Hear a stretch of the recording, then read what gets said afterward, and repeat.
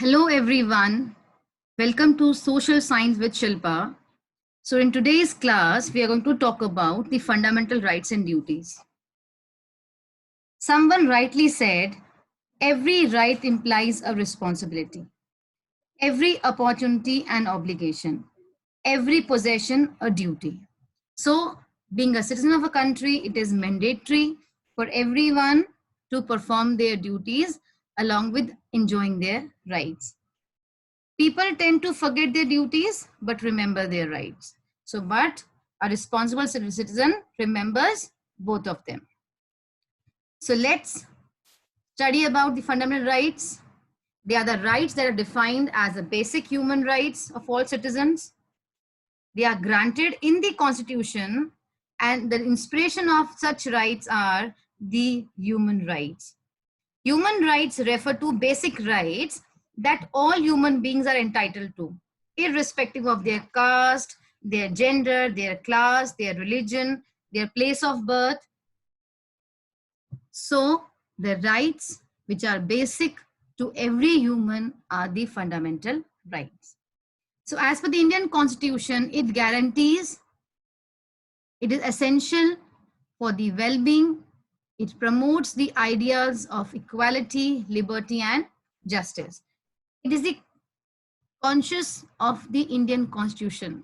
It gives us that sense to understand what is right and what is wrong. So let's quickly take a glance at all the rights. Right to equality, right to freedom, right against exploitation, right to freedom of religion, right to constitutional remedy, cultural and educational right. So let's pick all these rights one by one. So right to equality is a right to be equal before law. It prohibits the discrimination on any ground. So it provides equal status to everyone. Every citizen is considered equal irrespective of any of their discrimination, any of the differences. And it prohibits discrimination on any ground. So we can very well see from these two pictures the equality between the gender and equality between people of different races, religion, and regions. And moreover, it also entitles every citizen an equal opportunity to employment. You all know about the reservation policy of the government that was initiated by the framers of Constitution to uplift the marginalized section of society. Next, we have right to freedom. When I say right to freedom, I mean right to speak, freedom of expression, right to assemble, create association or union. We are right to reside anywhere, right to move anywhere, right to practice any profession, any trade or occupation. So we have the right to express ourselves, to assemble peacefully without any arms. So this right to freedom, is not absolute. Now, what does that mean? It means that citizens can enjoy their right to freedom as long as they do not hamper the rights of the other people, and they do not go against the unity of the or the interest of the country. So we are entitled to enjoy the right to freedom, but the conditions are apply. Conditions apply. Don't hamper other person's right, and do not disturb the or not hamper the interest of the country. Next, we have right against exploitation. So when I say exploitation, it means to misuse a person, to exploit them, to suppress them, or to use them in an improper way. So this right entitles, it protects, it provides, it safeguards the people from all types of exploitation. It could be bonded labor, like in earlier time when the poor peasant used to go to zamindar to borrow some money for some family reason or for some agricultural purpose. And if the farmer was unable to pay the debt, he would have to work for that zamindar. That is an example of bonded labor. And it used to go for generation to generation. So such type of forced labor is prohibited is protected again with through this right. Next, we have prohibiting all forms of child labor. So any child below the age of 14 should not be involved in any hazardous occupation, in any type of mining or any factory which is dangerous. You might have seen some small kids are involved in or are engaged in the firecracker factories, which is again a very harmful work. In unhygienic, unhealthy conditions, they are deprived of their basic human rights. They are deprived of their basic health facility. They are deprived of basic education. They are deprived of their childhood. So next right, the next thing that covers under this right is human being trafficking. Now, when I say trafficking, human being trafficking, it is a criminal activity. It's a criminal activity in which the people are treated as possession. Like we go to market and we buy some commodity, we give money, we buy that product. So human trafficking here deals with the people. People are taken as possessions. So handling of people in improper way and using them from some improper purpose. It can be controlling them or even sometimes exploiting. The next fundamental right, right to religion. So this right provides every citizen the freedom to practice their religion, to propagate their religion. And we all know India is a secular nation where everyone is free to profess, to practice, to propagate their religion. Moreover, in addition to practicing, propagating, we also have a right to maintain our religious institutions, to manage the religious affairs. So all these rights have been provided under the right to freedom of religion. Next, we have cultural and educational rights. We all know India is a land of diversity. We have variety of people in terms of their language, literature, culture, script, their dance form, their dresses, their food. So this right entitles every human being, every citizen of the country to conserve their culture. Along with this, the government, the constitution has also provided one right, one opportunity to everyone to establish their educational institutions in order to preserve their unique culture.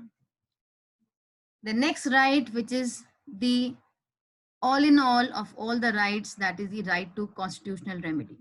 If any of the above 5 rights are being violated, means are being denied to any particular person, that person can approach the court of law to get justice.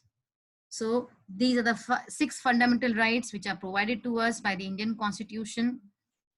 Moving to the duties, as I mentioned earlier, duties are an important part to show that yes, you are a responsible citizen of a country. So fundamental duties refer to those duties that every citizen should do as a responsible citizen. Although they are not enforceable by law, means if you don't fulfill, it's not like you will be punished or put behind bars. But yes, to avail your responsibility, you need to fulfill your duties also.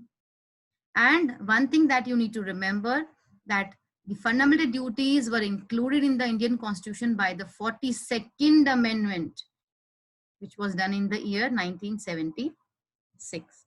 So let's quickly talk about few of the fundamental duties which every citizen is supposed to follow. So first is showing respect to national flag and anthem. We know that what are do's and don'ts while hoisting a flag or while playing the anthem. So we need to follow all those to show respect to our country, to show respect to our national anthem and flag, and to perform our fundamental duties. Next is the regard, giving regard to the natural and cultural heritage. Not to scribble or scratch or write your names on the monuments. Sometimes we see people writing their names or scribbling something on the monument, which is the opposite of preserving, means it is damaging them. So we need to stop them, and we stop ourselves also from doing any such thing which may damage our natural or cultural heritage. Next, we have the duties which is the promoting peace and harmony, and to uphold the principle of sovereignty, unity, and honesty. Now, what does this fundamental duty means? Any action which we do should be in direction of promoting peace and harmony of the country and the countrymen. It should uphold the principle of sovereignty. Means any action of ours should not let down our country, should maintain the independence of our nation, that is India. So we need to be very vigilant in our action, that whatever we are doing to our country, whatever we are doing to our people should not hamper our country's sovereignty, unity, and whatever we do, we need to do it with honesty. Then the next is safeguarding public property. We need to take care of the public property. We need to develop scientific temper and the spirit of inquiry. So we need to not to indulge ourselves into some superstitions, but yes, to ensure that we are contributing to our nation. We are contributing to our country's development. We are contributing towards the exploration, developing scientific temper, and making our country one of the developed nation of the world. The last thing that we're going to discuss today is the directive principles of state policy. Now, when I say directive principles of state policy, what do I mean? These are certain suggestions which were actually given by the framers of the constitution, which may act as a guidelines for the future government. Like if I put up a question that what all things would you suggest to make your school even better? Although everyone likes their school, loves their school, but still we find few things that, yes, if this would have happened, our school may become even more better. So those are certain suggestions. Similarly, certain suggestions, certain guidelines were given by the framers for the future government. So, directive principles are the guidelines that help the government in transforming the ideals highlighted in the constitution into law. So, we'll only talk about directive principles in brief. So, thank you so much for watching. Do share, like, and subscribe my channel, Social Science with Shilpa. And don't forget to give your valuable suggestions and comments. Thank you for watching. Thank you so much. God bless you all.